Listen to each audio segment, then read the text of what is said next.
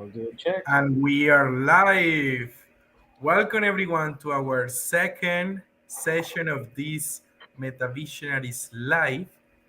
And today we have Dr. Hilde with us. Wasim, would you like to introduce Hilde? Doing that right now. Just going to do a quick check, and then we're ready to go. Okay, cool.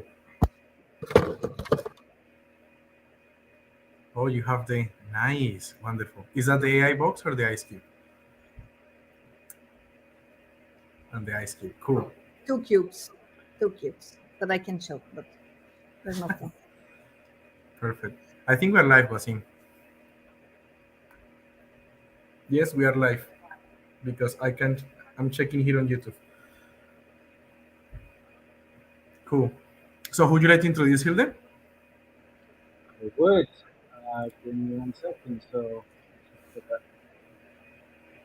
So welcome everybody. This is going to be a fantastic live session. Going to enjoy this. So I want to welcome Hilde, who is my fun fact playing chess player, who I will let you know more details about.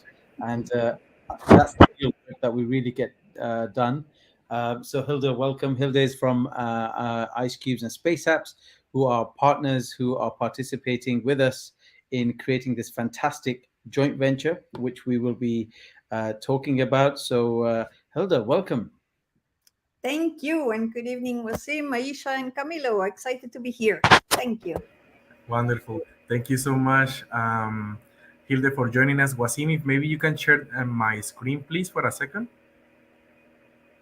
There we go.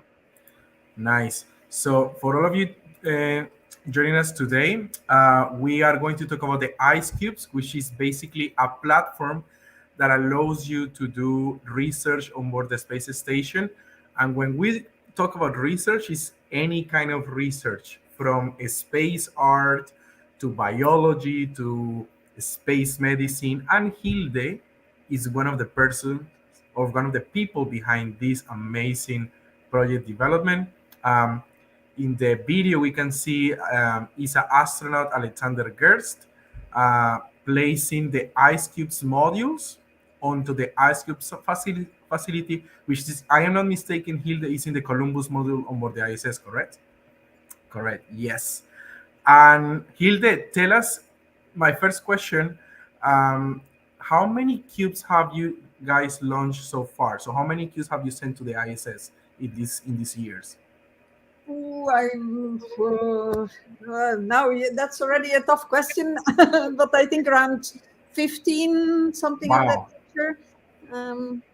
Yeah, something of that size, I would think. Yeah, this is indeed an amazing development, and maybe let me start our conversation. If you can tell us a little bit more about for example, the Space Innovation Labs, which it's a new project that Space Application Services and Metavisionaries are working together to facilitate access to commercial um, any kind of entity institution for commercialization space. Like how you do that, and what's the link between the metaverse and these ice cubes with the ISS? Yeah, absolutely. So Wasim was already telling that we're setting up a new joint venture called Metaspace, and the target is to create a global network of space innovation labs.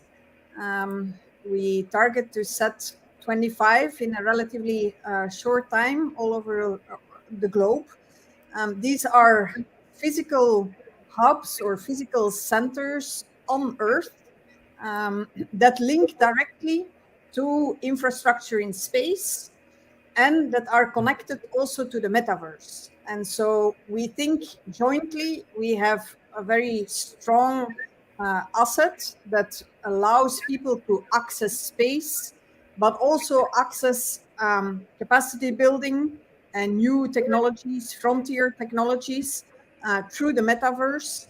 And these three aspects combined between access to space and infrastructure in space, access to those physical locations on the globe, and access to the metaverse, we think is very synergetic and strong. um, to allow people to get access to all of that, to allow people to get access to this capacity building, and to allow people to get involved in space missions, in space data, and applications that come from that. That's amazing. And I know that, for example, now that we talk about the Space Innovation Labs of the Global Network, um, I know that we have now six so far in different locations. I think in the next slide, Wasim, is the global network. We have the Netherlands, of course, in Norway. We have Brussels in Belgium. In Brussels. We are also having now in Malta. Soon we will have in CAUS, in the King Abdulaziz Science Institute for Science and Technology. We will also have one in Jeddah, in Qatar soon as well. Also in New York. So there are a lot of things happening with this. Wasim, let me ask this to you. How do you see the connection, the seamless connection between the metaverse and the ice cubes using the Space Innovation Lab as a ground set? Right. So I think for me, it's two things. One, when we talk about access to space and frontier technologies, we know that this is something that is really going to define our lives in whether the way we learn or the way we work or how we apply these different modalities in various ways. But how do we get that across? For me, the metaverse is an environment where you can simulate the environment of space. You can bring in experts to come together and build projects. You can enhance the learning experience by bringing people from all around the world with learners from all around the world, and you can have this fantastic workpiece where you could be born in a country that may not have a space agency, but you could connect with people like Hilda or Jim Green or Tara Rutley or any of these fantastic people.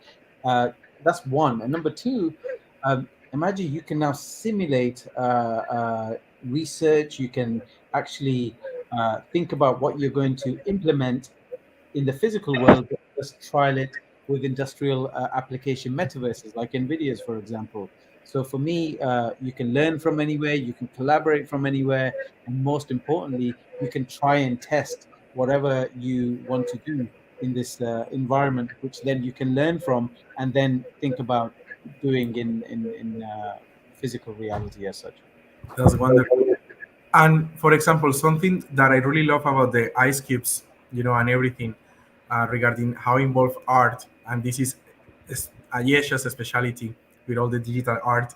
Hey Harry, welcome to the live. Um, Hi Felipe, Hilde. Um, I know that, for example, last year with the Oscar Cube from Belgium, you guys put an art. Wasim, if maybe you can share my screen, please, with the ice cube and this beautiful artwork. Hilde, can you please tell us a little bit more about like the concept behind it and why you guys decided alongside the Oscar Cube team to put art and specifically designing like the artwork for the external, just for the aesthetics of the cube, please? Yeah, so I mean, we absolutely love the link and the intersection between art, space, science, and also artificial intelligence. And I know that's resonating with Aisha as well. So for sure, she will jump in as well. So we have been doing some art projects. For example, we in the one of the first cubes that we launched, and when I say cubes, these are little modules that are like these or a bit bigger that we launched to the space station. One of them was actually an art project, an interactive art project by a Mexican artist, Nahum, that he built together with the International Space University, by the way, one of our very important partners as well.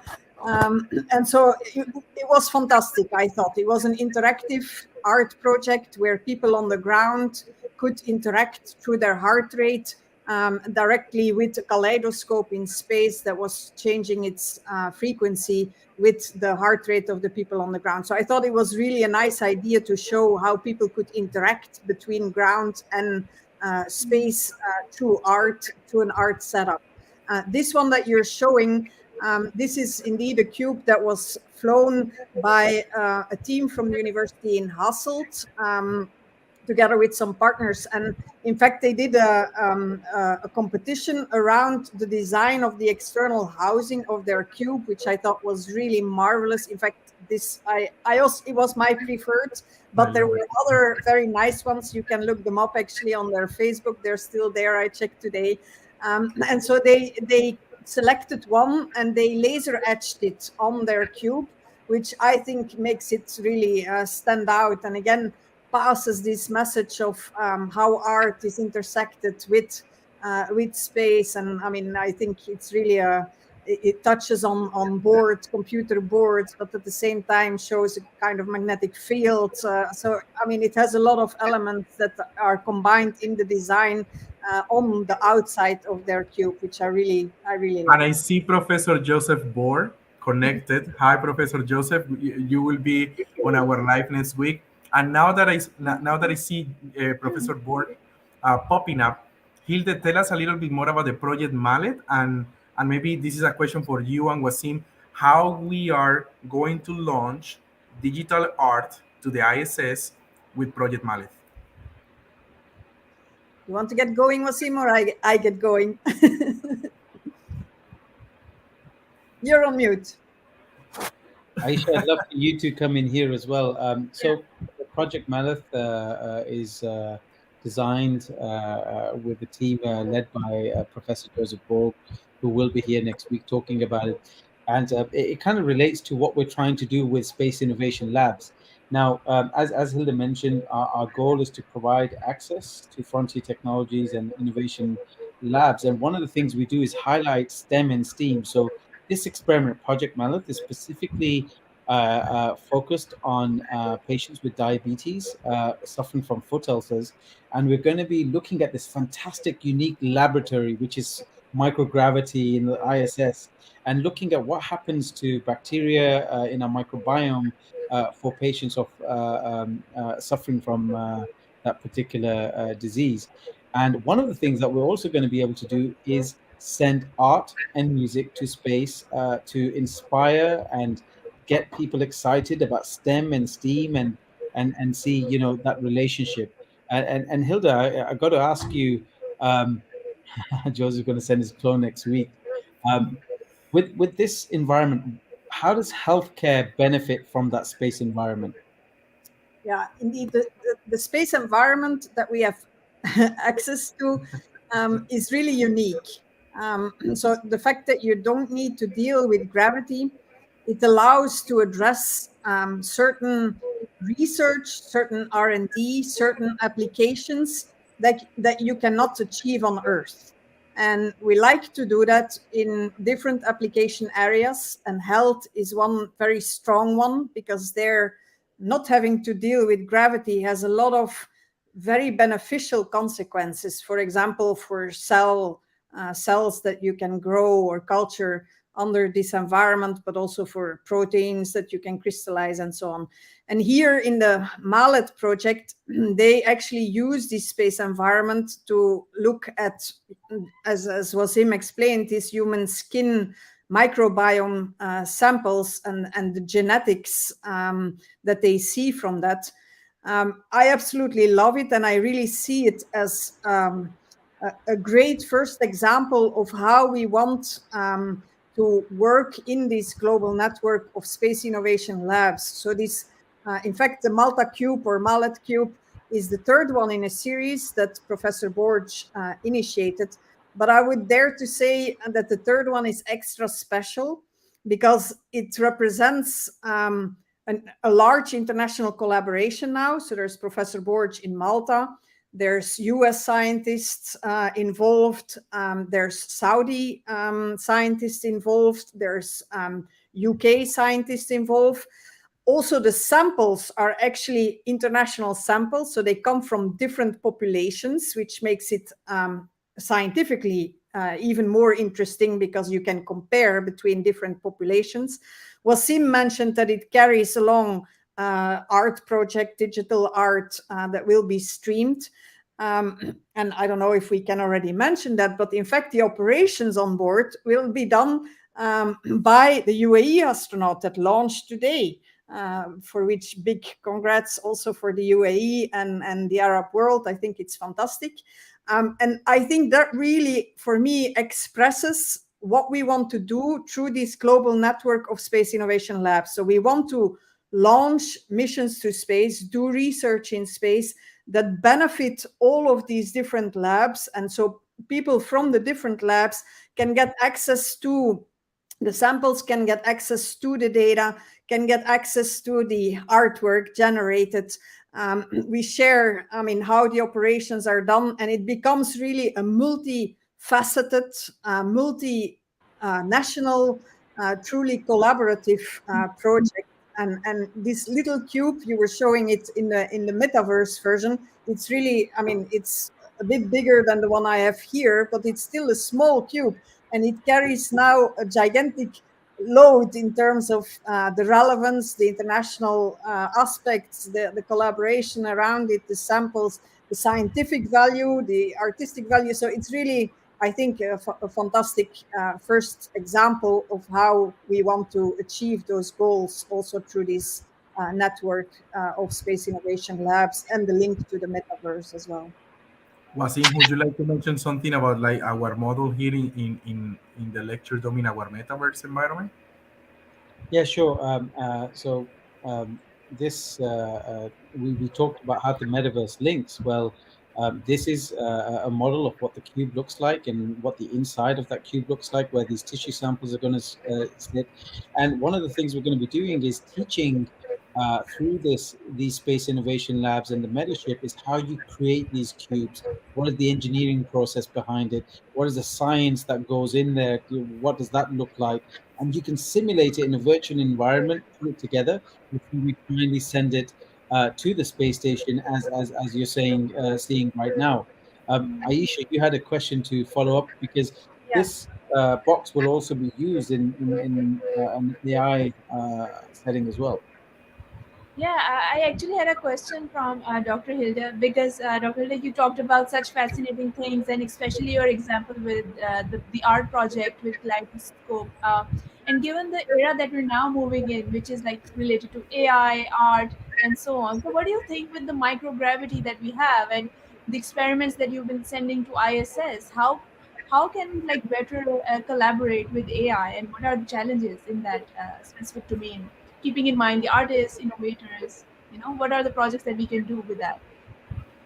Yeah, so I think the microgravity environment is already fantastic as it is for research scopes.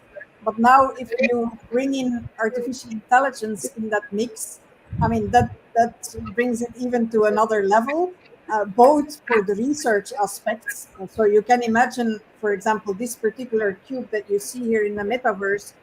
So we do have artificial intelligence capability on board. So you can imagine that images or data from that cube go directly into the artificial intelligence that processes the data, the images, and spits out some response and makes it react. And so you can think of concepts like, for example, a greenhouse. So we actually launched a greenhouse as one of our first cubes as well. So you can imagine plants growing in space, but you can have the artificial intelligence following along and deciding based on the images from those plants by itself when these plants may need nutrition or may need water and so on. So that all becomes possible through AI, making that part of the bigger picture. But also here in what Camilo was showing in the whole metaverse, how we can use this AI, how we can use augmented reality, virtual reality, or mixed reality to go, as you were saying, to collaboratively design, to fast prototype certain concepts, to accelerate innovation. All of that is now possible through these new AI, AR, VR means, and through the metaverse joint environment, we can all access that. And also, specifically on the art side, the link of art and AI and generate art through AI. coming from space, it's really fantastic. It opens so many doors. And other than the microgravity, what are the other factors that you think they directly affect the data that we send through these ice cubes and anything that we send through? And so, in the International Space Station, like what are the other elements that affect? Maybe the zero gravity is one element, right? So, are there any other that affect Yeah, the data? absolutely. So there is indeed the microgravity, which I think is a very, very important and strong element.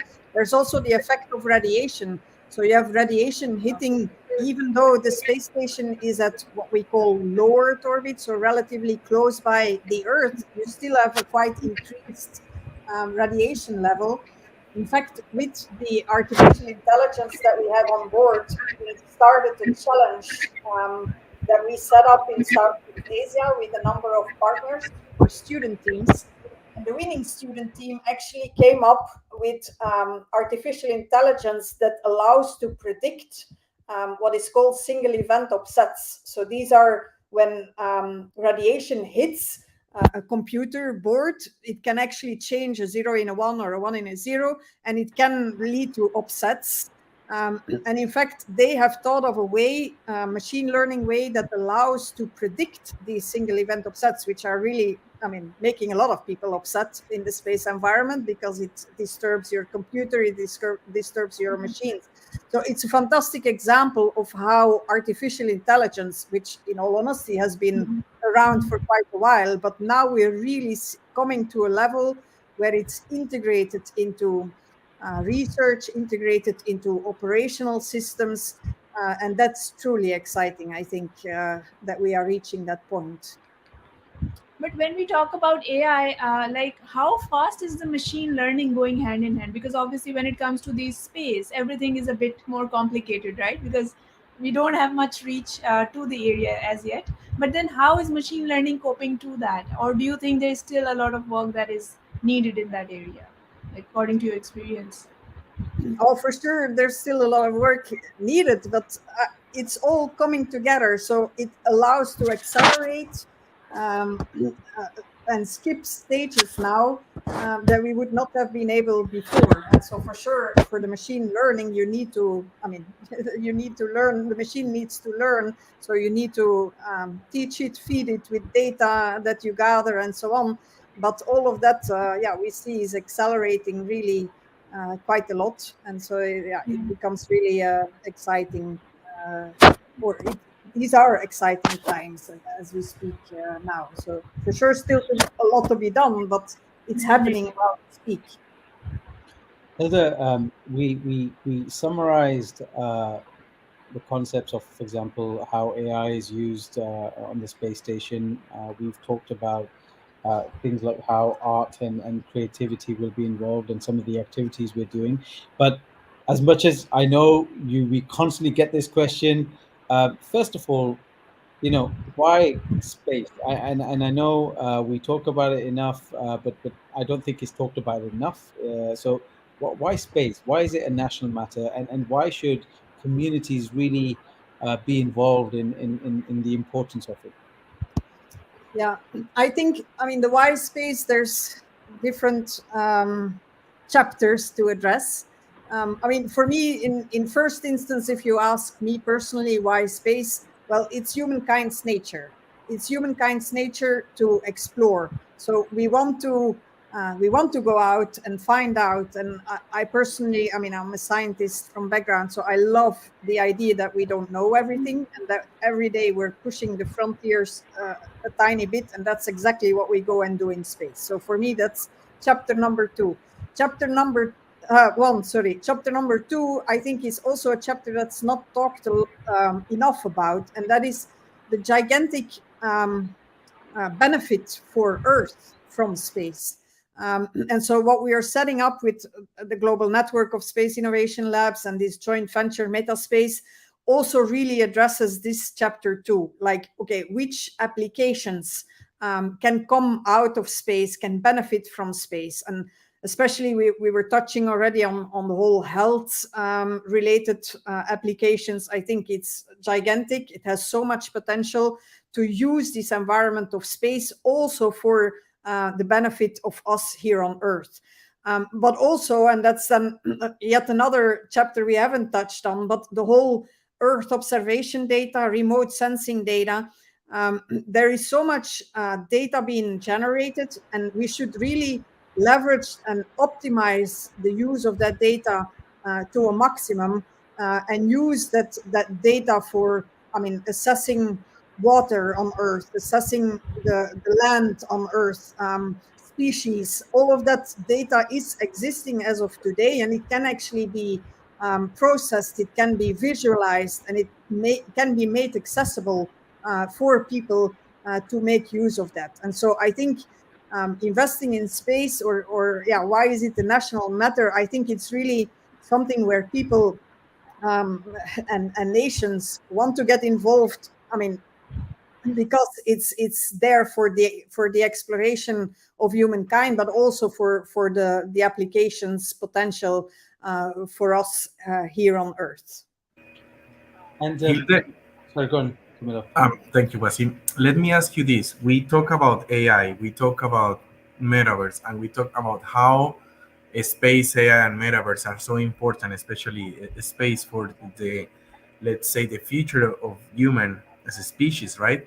But so far, we need to put it a little bit more grounded. And some people would like to say, okay, how can we access that? Meaning, how can institutions, par- parents, students, the current generation, the current workforce can get involved on this, and more directly, how can, for example, the current workforce get involved with the space innovation labs?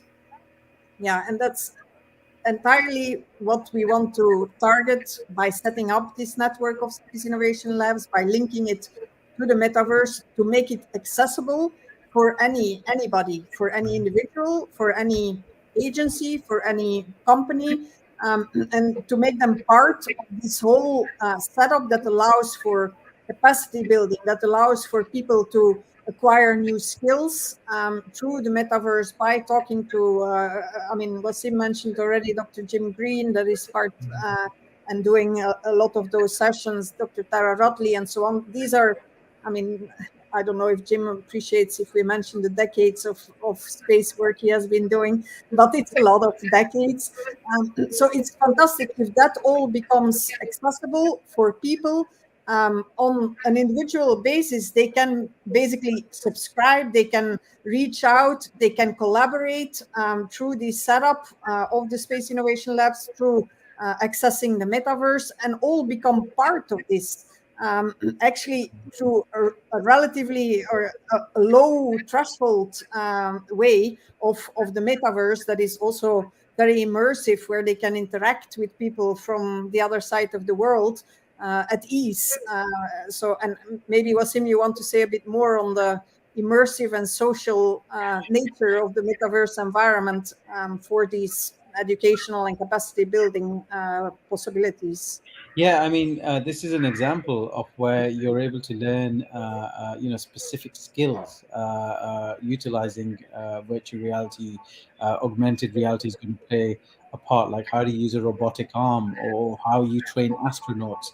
I mean, these are just some of the skills that we're looking at that we're really going to be able to revolutionize. The fact that you can have experts, because I think it's one of the key things is all about speed and how quickly you can bring that together. And I think one of the key things is, you know, let's talk about advanced spacecraft or their creation. The fact that someone like Jim Adams, sitting in the US, can come in and show us how that whole process comes together in VR and how incredible that is. I think that's the magic. It is the ability to connect and collaborate anywhere, anytime with any expert without having to catch a flight.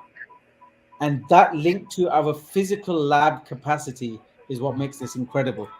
Here, for example, what you are showing, Wasim, is basically one of the applications on how we can, for example, learn robotics. In this specific example, space robotics, using the metaverse, which is a great tool because when I was studying, like one of my difficult classes was in understanding the rotations, the matrices, like the points of rotation for the robots. So I think this is a great tool, of course, for learning. And now that we put it into space, like that's like the next level. Um, I see what roles do sports, entertainment, creativity play in space and these innovation labs. Wow. Well, I think that's a question for Wasim or Ayesha. Well, Hilda, you have a media set on the space station. Uh, what does that media set do? The fact that these space innovation labs are going to be connected to this media set, and then we can talk about if you're an artist or a musician, how you can get involved. For example, how you can learn skills like AI, and even some of the coding and AI events you've done, Hilda, for 6 year olds and so on. So I'll let you take that. Yeah, absolutely. So we have this media set on board again of the European in the European module currently. It might move at some point. It Mhm. allows to interact actually with the crew members that are on board of the space station. We started using it during the very first fully commercial mission to the space station that was done by a US company called Axiom, Axiom One. And so we used it during that week for 42 events, interacting with press, interacting with students, interacting with artists. It has a lot of potential in the direction of that question. Like we can use it to interact with people on the ground, with people from the entertainment sector that can ask questions. Maybe some of you have seen the conversation between footballer Mbappe that you probably all know. I think Wasim has that video somewhere. Maybe we can show it. Yeah, and the French astronaut Thomas Pesquet, and they had a very nice conversation on how their two functions or professions, how they relate and what they have in common. I thought it was very inspirational. I think it's very important to come to that question to link space and access to space also with entertainment, with sports, with all of that, because it makes it accessible. It allows people to engage, to relate to it, and so that they see what is the application back to Earth, but also how these people, how it can serve as an inspiration, what commonalities there are, and also all of the different aspects of roles and jobs that do relate to space, because people often think of space as being these niche environments where we only need engineers and scientists. But I think that's far from the truth, has never been the truth, but as of today, it's further from the truth than ever, because we do need designers, we do need artists, we do need all of these people, visionary thinkers, technology developers, innovators, entrepreneurs. They're all connected to space, and we all need them in this space ecosystem to really leverage that space environment up to the maximum. I want to bring this comment from Alison in regards to NVIDIA. When I grew up playing games, and when you looked at your graphics cards, and NVIDIA's name always came up. Recently, we've had a great, phenomenal conversation with our folks at NVIDIA about the industrial application for the Omniverse. And interestingly, we already use AI box by NVIDIA on the space station. Hilda, tell us, and the reason why I mentioned that is you think gaming and what gaming has a role in terms of space and innovation. I mean, there is more dots connected than you think. So tell us about the AI box from NVIDIA you're currently using, and some of the things which I have no shame in saying, hey, NVIDIA's Omniverse is phenomenal. The Mhm. industrial application is phenomenal.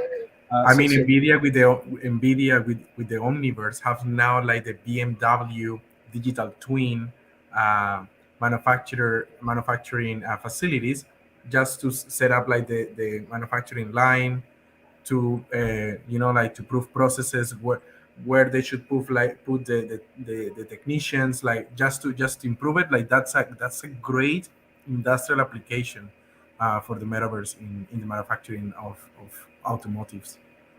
Yeah, absolutely. No, I think, I mean, indeed, as Wasim was saying, we have this artificial intelligence box. It's based on NVIDIA Jetson boards. And so, yeah, I mentioned that we are seeing so much usage of artificial intelligence on board for research, but also, I mean, we're coming to a time where artificial intelligence will be built into technologies for space operations, for health applications, um, for, I mean, using AI for crew health, for example. And so, yeah, as Wasim was saying, we had this amazing visit to NVIDIA where we got to see some of their very strong assets and how it's all built on research. So they stole my heart there, of course. I mean, the modeling they can do is amazing. For example, you can imagine if you want to do fluid or material research in the space environment that allows to achieve results that you cannot make on Earth. For example, you can melt alloys in space to deduce data for material manufacturing purposes. And if you can model that in an AI environment, I mean, the results you can obtain are mind blowing, I think.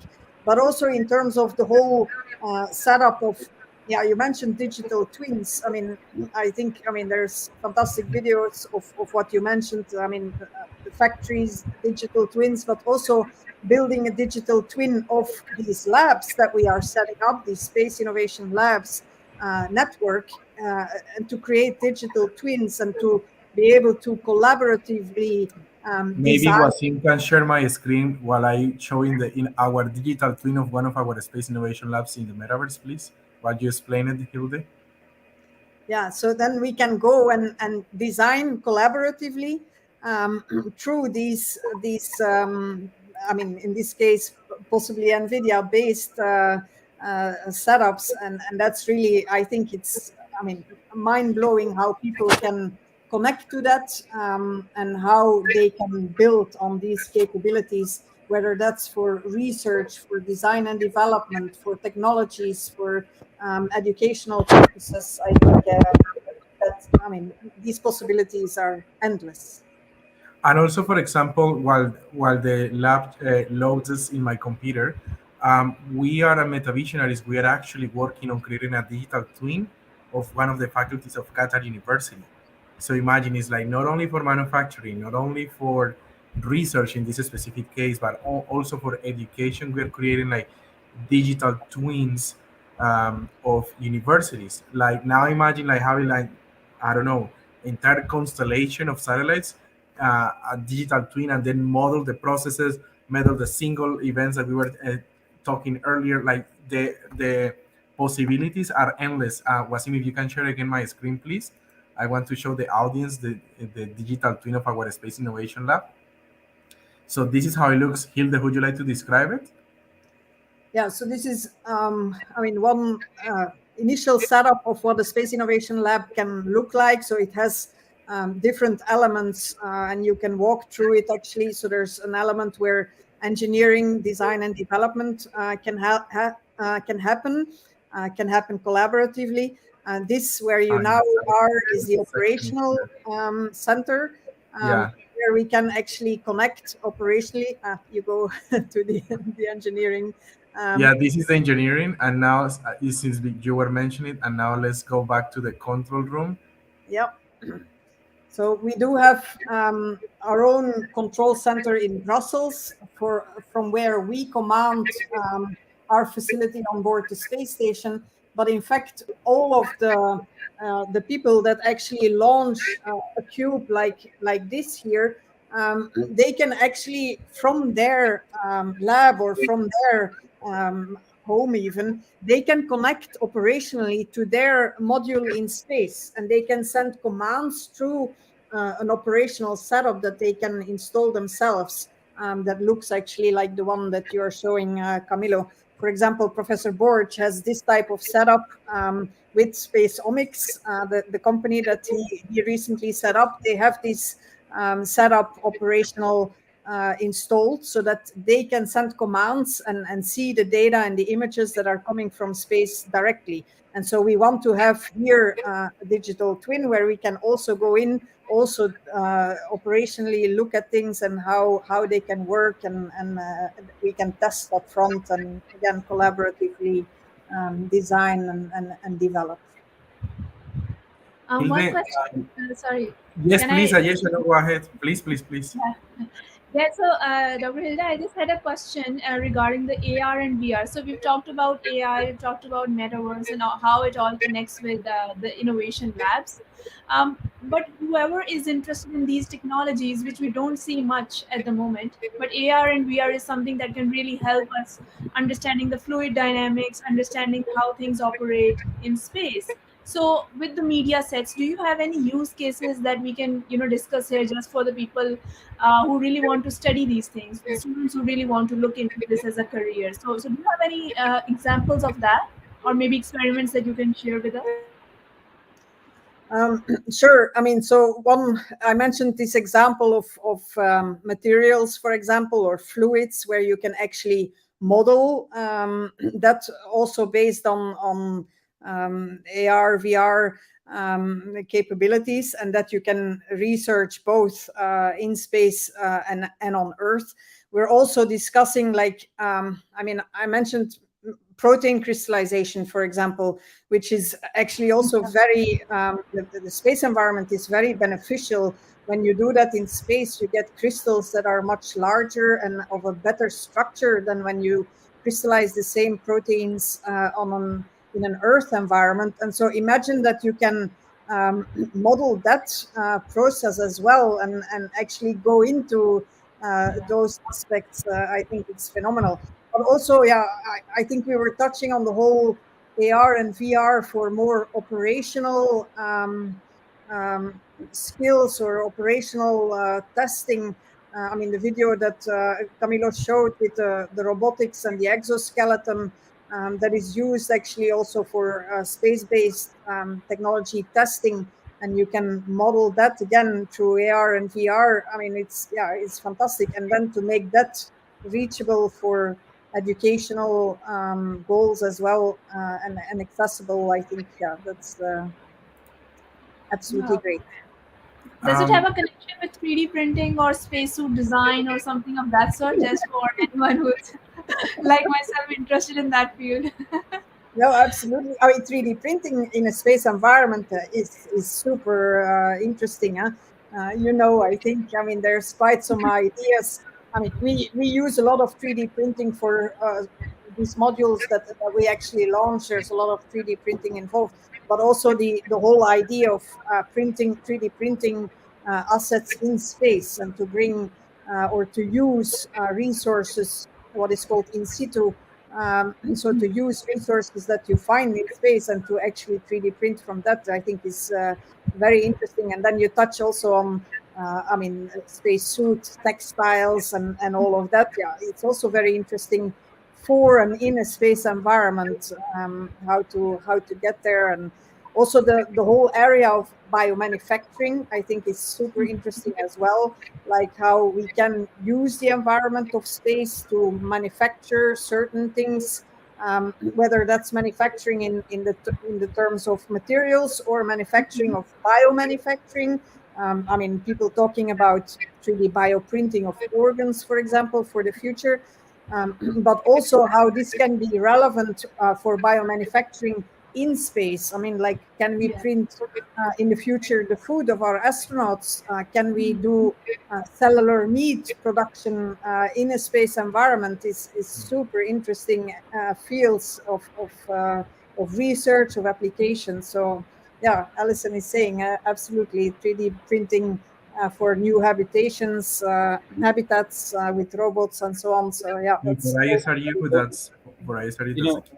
one of the things Alison mentioned, and also when we were out there with the guys from NVIDIA, we are actually doing the first team project with the International Space University, us, Metaspace, and the ISU in Brazil, led by Dr. Jim Green, who was the former chief scientist of NASA. This is going to be the first team project utilizing metaverse and for space applications. So we're going to have a team of students who are going to be led. In fact, Camilo, you're going to be leading some of this, where they're going to have to find solutions utilizing the metaverse for space applications. And one of the things that we're looking at is habitats and environments, what we can build and model in the metaverse, like settling on the moon or on Mars. And why this is important for the Earth itself is how do you manage those harsh environments, what we can learn and apply on the Earth itself for the harsh environments that we're currently going to be seeing with climate change. Hilda, what do you think? That I should unmute. Yeah, no, absolutely. I think, I mean, space is a harsh environment. We need to understand how we can evolve and how we can build and how we can get there, how we can use this environment, but also how we can withstand this environment. And we need to, again, not only apply that for space exploration, but indeed also apply that for here on Earth, as you said. I'm thinking also about everything that relates to plants, for example. I mean, to learn like how when we grow them in a space environment, what it can learn us for stressors here on Earth, and to grow certain, I mean, for example, micro greens, like in desert environments, for example. There's an awful lot that we can learn in space research also for those scopes. And I think the whole vertical, let's say, I mean, we mentioned health, but the other very important vertical, I would say, is everything that relates to sustainability and what we can learn from space research, but also space data. I mean, we talked about Earth observation data, remote sensing data, how it can help us and is already helping us in the whole climate change and sustainability, how we can monitor water, land quality, and so on. Yeah, I think it will only become more and more important, and we should Hilde, now optimize. that you mentioned all of these careers, like maybe the next question would be like, what advice would you give to young people interested in pursuing a career in space science and technology, and of course the keeping in mind the intersection between AI and microgravity, since that's like basically the link that we're discussing here. Yeah, advice. I always don't feel well placed to give advice. But I mean, the advice that you would hear and that I do relate a lot to is follow your dream. I mean, really listen to your heart, what your heart tells you, that touches you, and know that space is very close to you. I mean, yesterday evening I was taking my son to a swimming lesson. We came out and we saw Venus and Jupiter next to each other, which at the moment is very exceptional. I mean, whenever you talk to kids and you show them these type of things, it's, I mean, you see their eyes glim and glow. But we need to keep on passing that message that it's not something for which they need to obtain 17 degrees and that is very far away from them. No, it's really reachable. I mean, when we were in Dubai a couple of weeks, I don't remember why, because all of the days go in and out with Wasim. We were in Dubai. We met this fantastic Kuwait lady, very young and full of inspiration, and she brought the first Kuwaiti space cubes, let's say, to space. So, and I think she was really an inspiration for us. And we said afterwards, she probably doesn't realize how much of an inspiration she is, and how much she brings, I mean, to her country, to her fellow students, fellow kids. I think it's so valuable when they, I mean, when they follow their dreams and they believe that they can actually implement, because they can actually implement. Mhm. So yeah, that I think for me would be follow your dream and know that it's out there for you. You can get it at your fingertips, and that's also what we want to bring with the network of space innovation labs and the MetaSpace metaverse. Is really bring And it to kids. pursuing a space dream doesn't mean that you have to be an engineer per se. You can Yeah. be a medical doctor. You can even be a football player. Maybe Wasim wants to share my screen. last year for the FIFA preparations, Luis Figo teamed up with Mastercard basically to break a world record, let's say this way, a Guinness record to play football in microgravity. So now you don't even need to pursue a career in science. You just have to show your passion and love for space and pursue it. Here Yeah. you can see like these football players, Luis Figo playing football in microgravity. I mean, how cool is that? Like how how all these things are getting interconnected. And talking about the medical sciences, it's like there are a lot of things happening for medical research, because if we take project malady into consideration, it's like how you do research in space for pursuing a better treatment for the ulcers that you get of this disease. So there is a million of things, gazillion of things. So I think like one of the conclusions that we can get out of this fruitful and amazing discussion over the last 50 minutes is like space is for everyone. Space is for anywhere, right? And no matter the career that you pursue, no matter what your passion is, there is always an application in a space for you. Either medical research. Now that I remember, we have the medicines in space, executive space course in Oxford. So for all those pharmaceutical people somehow eager to learn more about the space medicine, please join us in Oxford in November this year. We will have the Executive Space course in partnership with the International Space University, where we will be learning about more about pharmaceuticals, medical treatments, and stuff like that. Now you see like all these like amazing sports being played in space, like art. Ayesha can tell you more about the art. So yeah, that I think is great all happening in space nowadays. The cooks, we need to make food in space. Yes, I wanna be the first chef in space. Yeah, I met Aisha through all the environment of space. I mean, she has a fantastic background of artist who's touching on textile and so on. I mean, we met here through Yeah. this environment. So I absolutely think what you're saying, Camilo, is absolutely true. That all of these links to space, and people should really see how it allows them to become part of this whole ecosystem around space, and play their role that is suited for them. Indeed. Ayesha, any final remarks from your side? Yeah, so I just wanted to add that this entire conversation and why we're doing these sessions, the entire idea is that the parents, students, researchers, whoever is watching, that they feel that this conversation is relevant to you. Because, obviously Hilda is an expert in this field, and that's why we have her, giving us idea about each and every different kinds of, fields that we discussed today.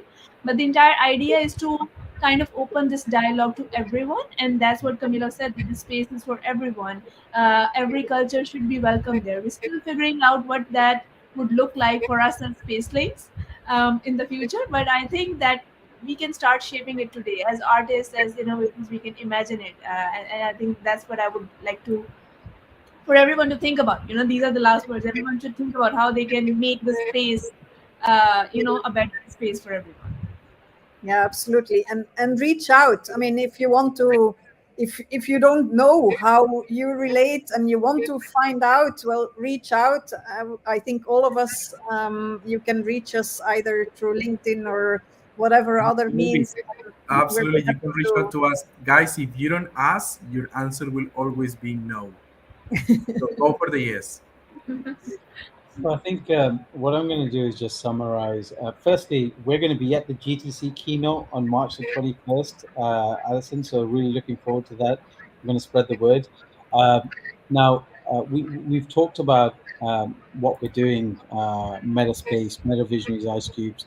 Our goal is very simple. This is the age where science, creativity, and entrepreneurship intersect. And if they're intersecting at a pace which is not just exponential, but it's super rapid.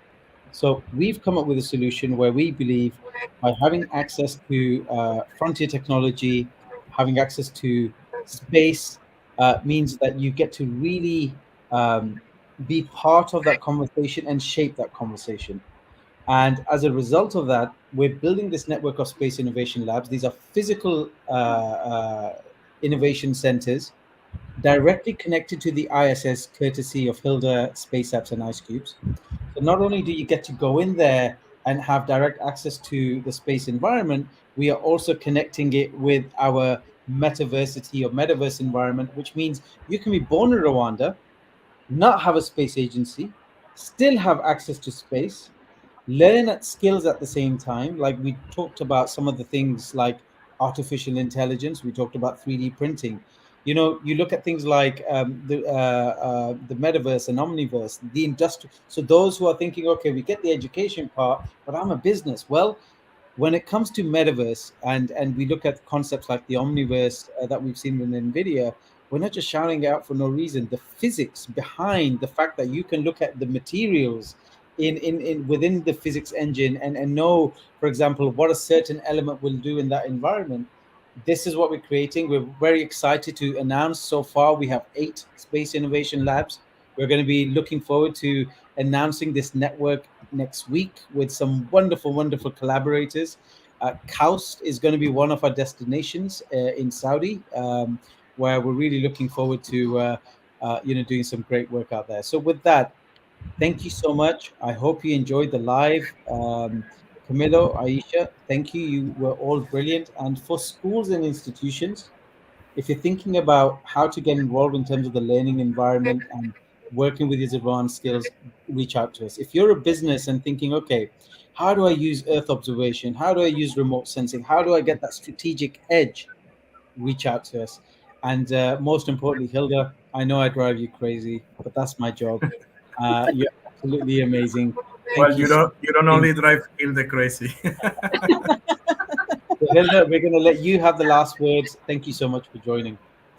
Thank you, guys. It was a pleasure, and I love the synergetic craziness because that's what we should set out to do all together. I think that's what drives us as humankind to get further into all of this.